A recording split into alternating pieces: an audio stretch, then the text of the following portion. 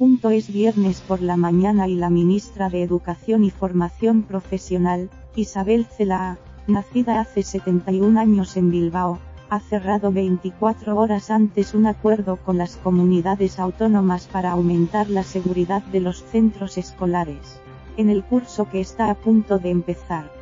Celaá parece aliviada por el pacto y a la vez tensa por el enorme reto que se avecina.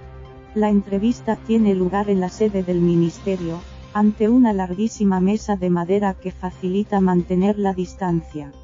Pregunta: ¿serán suficientes la mascarilla obligatoria y las demás medidas aprobadas para controlar los contagios en las escuelas? Respuesta: no hay riesgo cero en esta pandemia, en ningún ámbito social. Pero estamos construyendo un entorno seguro para garantizar el curso y el aprendizaje de todos los alumnos, que es lo esencial. Y tenemos que contar con la responsabilidad colectiva. Si controlamos la estanqueidad de un grupo de convivencia, pero a la salida del colegio los niños se juntan con los de otros grupos, el efecto será muy limitado, aunque ahora sabemos que los niños de infantil y primaria no son los superdiseminadores del virus. En Alemania ha habido brotes, han cerrado algunos grupos, incluso algún centro, pero son magnitudes insignificantes. Hoy se afirma desde el ámbito científico que el cierre de los centros escolares no proporciona ningún beneficio en la evolución de la pandemia en términos de reducción de contagios. Y los beneficios de la escuela son muy superiores a los riesgos que puedan encontrarse en el camino. Desde los 6 años, los niños llevarán en los centros la mascarilla hasta 7 horas al día. No es mucho tiempo. Lo que dice el protocolo es que es recomendable el uso generalizado de la mascarilla, además de mantener la distancia. Estas medidas serán aplicadas en todos los centros que hay en España, que tienen distintos espacios. Y entra dentro de la sensatez del profesorado, que son profesionales, posibilitar que en un momento determinado de apertura de ventanas se pueda descansar. Pero es importante mantener las normas. Con ellas podemos decir que el ambiente en la escuela será seguro. ¿No hubiese sido mejor que las comunidades hubieran limitado a 15 o 20 los alumnos por aula, como planteó en junio su ministerio y el de Sanidad? 15 o 20 alumnos era un tamaño manejable. Pero esto viene a depender de las características de cada centro. Y vuelvo a reiterar que no hay riesgo cero. Algunas autonomías prevén clases con 30 alumnos sin distancia de 1,5 metros entre ellos. ¿No es un riesgo, aunque lleven mascarilla? ¿No deberían haber habilitado otros espacios y contratado a más profesores? Siempre es mejor contratar profesores. Para eso y para adaptar los centros hemos puesto a disposición de las comunidades 2.000 millones del fondo de 16.000 millones corchete izquierdo de ayudas contra la COVID-19 corchete derecho. Esas contrataciones, que hemos computado en 30.000 y acabarán siendo más, rebajarán las ratios por la vía de los hechos. Está previsto que esos 2.000 millones de euros se entreguen en septiembre. ¿No debería haberse hecho antes para que las comunidades pudieran utilizarlos en la preparación del curso? Esa cuestión corresponde al Ministerio de Hacienda y a las consejerías de Hacienda. Me voy a quedar ahí. Pero es importante destacar que este gobierno está respondiendo a la crisis con medidas que están en las antípodas de la respuesta dada en la crisis de 2008. Entonces se recortó en educación y en sanidad para afrontar la crisis. Y ahora hemos aumentado la inversión en educación en algo más de 3.000 millones a través de distintos planes. ¿Cómo podrán conciliar los padres que tengan que cuidar de un hijo en cuarentena cuando un compañero de clase dé positivo? Usted habló de un permiso retribuido o de una baja laboral, pero las clases están a punto de empezar y no hay nada claro. Creo que tenemos tiempo. Está en función de las conversaciones que pueda tener el Ministerio de Trabajo en la mesa de diálogo social. Y también del Ministerio de Inclusión y Seguridad Social, y del Ministerio de Sanidad, si se trata de una baja médica. Hay muchas propuestas sobre la mesa.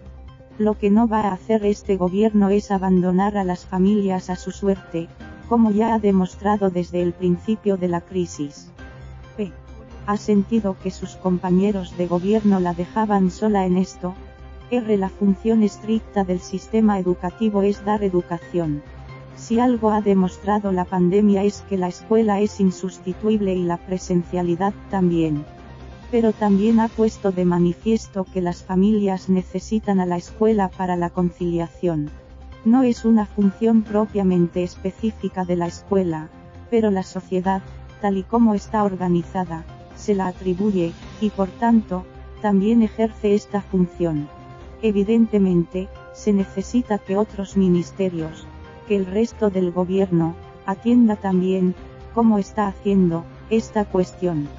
P. asegura que su relación personal con los consejeros de educación es cordial y de colaboración, pero en público se observa tensión, especialmente con la Comunidad de Madrid. R. Vivimos en un estado autonómico, donde hay cosas que tiene que hacer el gobierno y hay competencias que son estrictamente de las comunidades autónomas. El gobierno, por ejemplo, no puede entrar en la organización de los centros escolares porque sería una injerencia. Pero sí tiene capacidad de iniciativa y de coordinación, que viene ejerciendo de manera amplia y profunda, además de poner recursos sobre la mesa. Yo mantengo una interlocución habitual y cordial con los 17 consejeros. Con el consejero de Educación de Madrid Corchete Izquierdo Enrique Osorio Corchete Derecho he hablado 2 o 3 veces en agosto. Y lamento mucho que la educación sirva de soporte para la discrepancia política. P. ha recibido críticas por falta de liderazgo desde diversos frentes. ¿Cómo encajó las de Podemos, su socio de gobierno? He leído las críticas de la derecha, que a estas alturas de mi vida política leo con cierta serenidad. Las de Podemos debo decir que no me constan. Me extrañaría mucho que Podemos vaya a coincidir con las críticas de la derecha. Yo me llevo bien con Pablo Iglesias, trabajamos codo a codo en un consejo de ministros configurado por dos fuerzas políticas que tienen muy distintos acentos en muchas cosas, pero hemos demostrado hasta la fecha que somos capaces de llegar a síntesis útiles para la ciudadanía en función de políticas progresistas. P. ¿Cómo van a recuperar los alumnos los contenidos que no aprendieron el curso pasado? R. Tenemos un currículum muy profuso, lleno de contenidos y detalles, del que salen las programaciones de las materias que imparte el profesorado.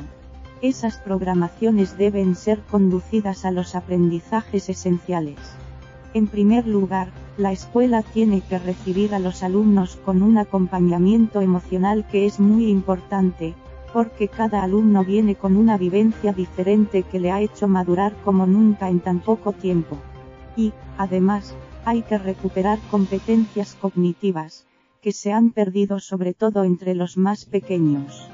Los de formación profesional y bachillerato, como han demostrado las pruebas de julio, han podido aprender y han estudiado mucho online.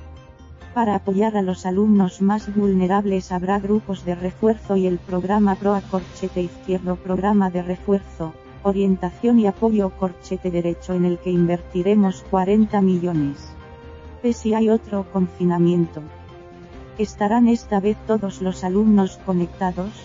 Requeremos presencialidad para todos los grupos y niveles. Y si hay que priorizarla, los alumnos de hasta 14 años tienen que permanecer en los centros, porque son los que más dificultades tienen para trabajar en casa.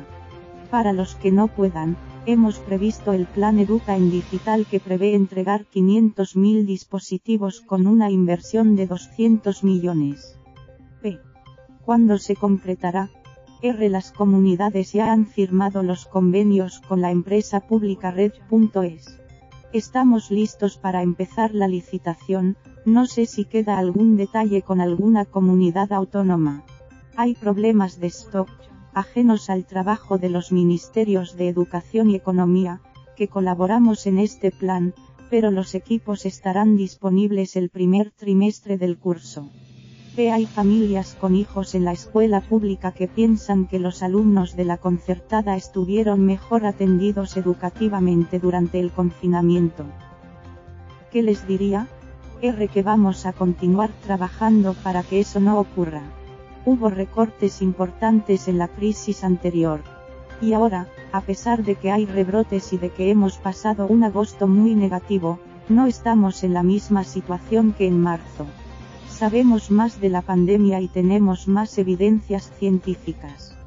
Pero es importante que los centros educativos sean conscientes de que hay que atender al alumnado que está en el centro y al que pueda estar en casa. La legislación prevé consecuencias en materia de patria potestad y sanciones penales para los padres que no llevan a sus hijos a la escuela. ¿Se va a seguir ese camino con quienes no los lleven por temor a la COVID-19? Hemos pedido un informe jurídico, pero pensamos que no van a ser necesarias las medidas coercitivas. Creo que la sociedad española no es en este sentido como una determinada parcela de la sociedad americana. Somos más europeos. Pero he de recordar a las familias que la educación es un derecho del alumno, no de los padres. Y es una obligación de los poderes públicos que ese derecho se satisfaga de los 6 a los 16 años.